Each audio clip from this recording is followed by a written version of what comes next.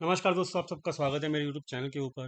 दोस्तों, सबसे पहले मैं बताना चाहूँगा कि घर में एक मैरिज का फंक्शन है, जिसकी वजह से मैं हो सकता है अपकमिंग डेज में कभी कभी अगर टाइम नहीं मिलता है तो मतलब हो सकता है कि मैं वीडियोस ना बना पाऊँ। तो ये मैं आपको पहले से बता रहा हूँ। फ्राइडे को मैं वीडियो नहीं बना पाया था, तो वीडियो कभी कभी हो सकता है ऐसा। मैं कोशिश करूँगा डेली बनाऊँगा, लेकिन मतलब 5 मई तक 5 मई तक घर में छोटे भाई की शादी है, जिसकी वजह से टाइम की बहुत ज़्यादा लिमिटेशन है इस वक्त। बट फिर भी जो है मैं पूरी पूरी कोशिश करूँगा कि वीडियोस में कंटिन्यू बना सकूँ। ठीक है दोस्तों। तो अब हम चलते हैं आगे। तो यहाँ पर दोस्तों ऑलरेडी जो हमारे जो हमने डिस्कशन कर रखा था, उसके हिसाब से जो मार्केट है उसके अंदर हमने आपको साफ साफ बताया था कि भाई मार्केट के अंदर जो भी है, एक अपसाइड जो है वो बहुत कम बची है। ठीक है। तो ये हमारी लास्ट डिस्कशन हुई थी। ठीक है।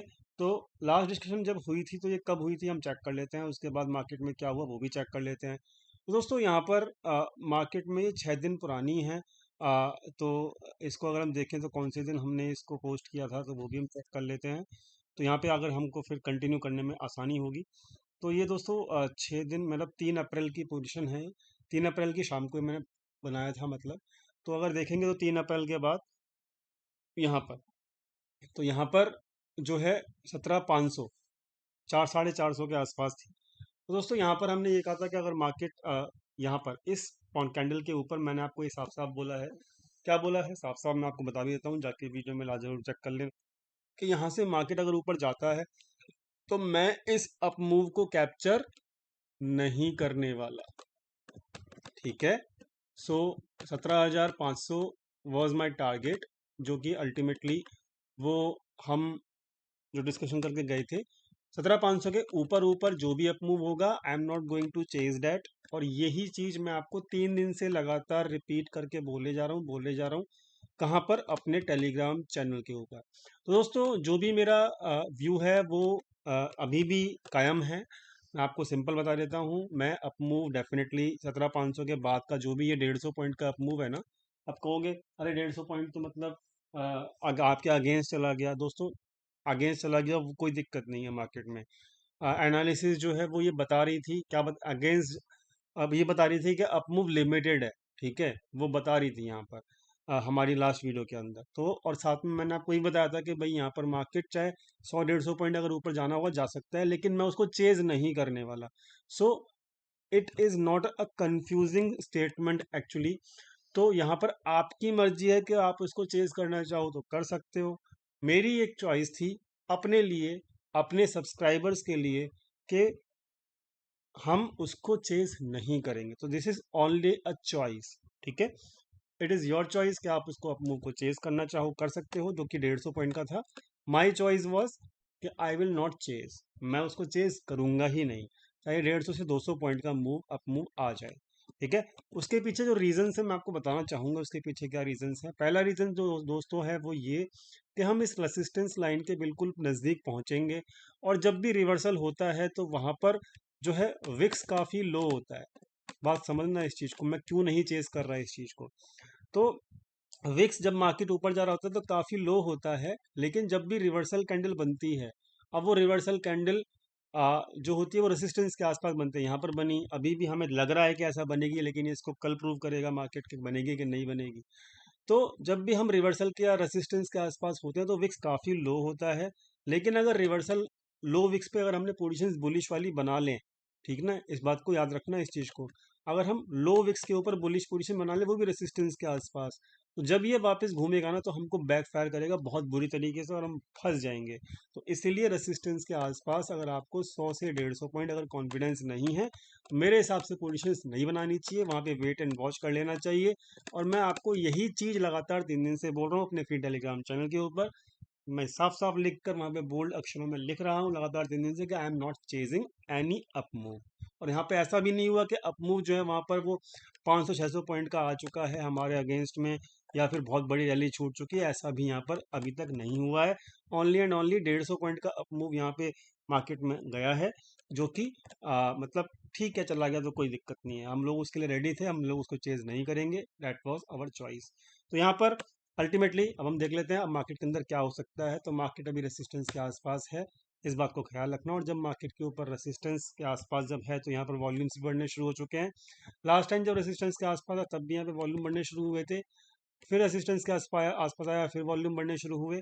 So this is one kind of observation जो कि मैंने आपके साथ शेयर करनी थी, तो मैंने आपके साथ शेयर की। तो इसलिए थोड़ा सा कॉशियस रहिएगा जब तक इस लाइन के ऊपर क्लोजिंग ना मिल जाए। फर्दर बुलिश पोजीशन बनाने का कोई भी फायदा यहाँ पे है नहीं, मैं तो बना नहीं रहा। दूसरी चीज दूसरी चीज क्या है यहाँ पे कि एफ आई आईज कुछ यहाँ पर एक्टिव नज़र ज़्यादा हो नहीं रहे हैं आते हुए। वहाँ पर एफ आई आईज जो हैं डेली मतलब 200-400-500 करोड़ की बाइंग करते हैं। तो ये मतलब इनके अंदर कॉन्फिडेंस ही नहीं है कि यहाँ पे हम बाइंग करें इक्विटी के अंदर। तो ये बहुत इंपॉर्टेंट है कि इक्विटी के अंदर ये लोग बाइंग बिल्कुल भी नहीं कर रहे हैं। तीसरी इंपॉर्टेंट चीज, दो दो इंपॉर्टेंट पॉइंट हो गए जिसकी वजह से मैं मूव छोड़ रहा हूँ, ठीक है। अब तीसरी इंपॉर्टेंट चीज और समझ लो। तीसरी इंपॉर्टेंट चीज क्या है, वह है डाटा। तीसरी इंपॉर्टेंट चीज डाटा क्या है कि ये लोग ऑप्शंस में बेरिश पोजीशंस कैरी फॉरवर्ड कर रहे हैं एफ आई आईज लोग। तो और ये थर्सडे को भी कर रहे थे। थर्सडे में इनको लॉस हुआ था एक्सपायरी डे वाले दिन ऑप्शंस के अंदर पोजीशंस में, बट ये बेरिश पोजीशंस ही कैरी फॉरवर्ड कर रहे थे, ठीक है। और फ्राइडे को छुट्टी थी, आज मंडे है, मंडे को जब मार्केट खुली तब भी ये बेरिश पोजीशंस ही कैरी फॉरवर्ड कर रहे हैं। तो एक आध दिन इनको लॉस हो सकता है एफ को, लेकिन अगर इनकी कंसिस्टेंसी अगर 95% है एफ की, so I think we should follow the F regularly. एक दिन अगर लॉस हो गया और उसका पीछा अगर आप छोड़ देते हो ये समझ के कि भाई उसको तो लॉस होता है, तो दोस्तों ऐसे तो रिटेलर्स रिटेलर्स को तो डेली लॉस होता है, ठीक है। एक दिन अगर रिटेलर्स को प्रॉफिट हो गया और एफ को लॉस हो गया तो इसका मतलब ये थोड़ी ना कि एफ को आप छोड़ दोगे। ये मेरा मानना है, आप मानना चाहें ना माने, ये आपकी चॉइस है। Again it is totally up to you, आपको क्या मानना है वो आप डिसाइड कीजिए। मेरे हिसाब से एफ सही होंगे अभी भी। और 17,500 ये तीसरा लेवल, तीसरा लॉजिक था मेरा जो कि जिसकी वजह से मैं अप मूव चेज नहीं कर रहा हूँ, ठीक है। तो ये तीन तीन मैंने आपको लॉजिक बताए जिसकी वजह से आई एम नॉट कॉन्फिडेंट कि यहाँ पर अप मूव आएगा बहुत ज़्यादा, ठीक है। और I am cautious. So right now आपको दिख रहा है आपके यहाँ पे कि स्क्रीन पे कि 417,500 की कॉल राइटिंग करी हुई है एफ ने। एफ इक्विटी में बिल्कुल भी कुछ नहीं कर रहे हैं, रेसिस्टेंस पे मार्केट खड़ा हुआ है। साथ में यहाँ पर जो एवरेज है अब एफ का वो 17,590 है, जहाँ पे मार्केट खड़ी है उसके आसपास ही इनका एवरेज है। इन्होंने थोड़ी सी पोजीशंस जो हैं वो लॉस में बुक भी की हैं फ्यूचर्स में, मैं आपको ये ओपनली बता दे रहा हूँ। तो फ्यूचर्स में और ऑप्शंस में इनकी पोजीशंस लॉस में गई हैं। तो ये मैं आपको प्रॉपरली बता रहा हूँ कि लास्ट वीक जो है वो अच्छा नहीं था एफ के लिए, उनको लॉस हुआ है, अच्छा खासा लॉस हुआ है। तो मैं आपको ये बताने चाहता हूँ कि एफ भी आप ये समझ लीजिए 90% एक्यूरेट होते हैं। और इनको जो लॉस है हुआ है वो रेगुलर लॉस नहीं होता है, रेगुलर लॉस नहीं हो रहा है उनको, ये समझिए। इनका जो लास्ट वीक है वो पिछले 1 साल के अंदर इनको मेरे ख्याल से ये सेकंड लॉस है, ठीक है। सेकंड लॉस है, तो ये ऐसा नहीं कि रेगुलर लॉस करते हैं। अगर ये करते हैं लॉस तो ठीक है, इनको भी लॉस हो सकता है, हमें समझना पड़ेगा। लेकिन इनकी लॉस की प्रोबेबिलिटी बहुत कम है, इनकी एक्यूरेसी जो है बहुत ज़्यादा है। तो इसलिए स्टिल आई विल बिलीव कि एफ जीतेगा और एफ को यहाँ पर अभी भी हमको फॉलो करना चाहिए। तो अभी फाइनली हम देख लेते हैं कि मार्केट में सिचुएशन क्या है। तो यहाँ पर लॉन्ग बिल्कुल भी नहीं है रिटेल के पास, उनके पास भी अच्छे खासे शॉर्ट हैं, 34,000 के आसपास पोजीशंस हैं। तो अभी मार्केट जो है बहुत ज़्यादा नीचे नहीं आएगी, जब तक नहीं आएगी जब तक ये शॉर्ट्स अपने हैवी नहीं कर लेते। लेकिन एफ के लेवल के आसपास भी मार्केट है। तो यहाँ पर दो ही प्रोबेबिलिटी है, क्या प्रोबेबिलिटी मैं आपको समझा देता हूँ कि 17,500 की जो है कॉल जो है वो राइट की है एफ ने। तो यानी कि मार्केट अगर नीचे आए तो बगैर नीचे नहीं आएगी, 17,500 तक आ सकती है, ठीक है, इस हफ्ते में। पहली प्रोबेबिलिटी तो ये हो गई। दूसरी प्रोबेबिलिटी ये हो गई कि मार्केट को ऊपर के लेवल के ऊपर कंसोलिडेशन करने दिया जाए 1 या 2 दिन के लिए, ताकि ये लोग अपने शॉर्ट पोजीशंस को इंक्रीज कर सके, ठीक है। सॉरी, गलत बोल रहा हूँ मैं, ये लोग अपनी लॉन्ग पोजीशंस को बिल्ड कर सके। जब ये लॉन्ग पोजीशन बिल्ड करेंगे रेसिस्टेंस के आसपास तभी मार्केट गिरेगा। तो यहाँ पर दो ही पॉसिबिलिटी निकल के आ रही हैं, या तो अपर लेवल से मार्केट कंसोलिडेशन करेगा, ठीक है, और या फिर मार्केट 17,500 तक नीचे आ सकता है, ठीक है। तो ये बात मेरे को आपको समझानी थी, आई थिंक आपको समझ में आ गई होगी।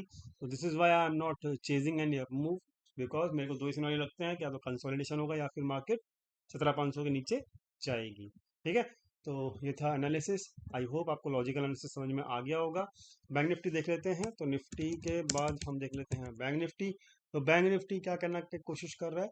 तो दोस्तों बैंक निफ्टी में भी रेसिस्टेंस के आसपास जो लाइन है उसके आसपास ही देखिए कल नेगेटिव कैंडल बनी थी, उसके बाद आज फिर से एक डाउन साइड कैंडल बनी है जो कि रेड है। तो यहाँ पर ये चीज़ जो है मैंने आपको फिर टेलीग्राम पे भी अपडेट किया था, ये वाला चार्ट जब लाइव मार्केट चली थी। तो हम लोग रेसिस्टेंस के आसपास अगर वेट एंड वॉच करें, कब तक करें? ध्यान से समझना, जब तक ये रेसिस्टेंस लाइन के ऊपर क्लोजिंग नहीं मिल जाती तब तक करें तो हमारे लिए बेटर होगा। यही मार्केट का नियम है और मार्केट के नियम को हमें फॉलो करना चाहिए। आई थिंक आपको क्लियर हो गई सारी बातें। तो आई am not bullish right now until and unless ये ट्रेंड लाइन ब्रेक नहीं होती निफ्टी बैंक निफ्टी के अंदर। तो आई am not chasing any up move. It is my my point of view. मैंने आपको लॉजिक बता दिए हैं, rest is your choice. My view is clear. So I am still bearish. देखते हैं कल क्या होता है। So this is all from my side. Thank you so much for watching my video. Thank you again.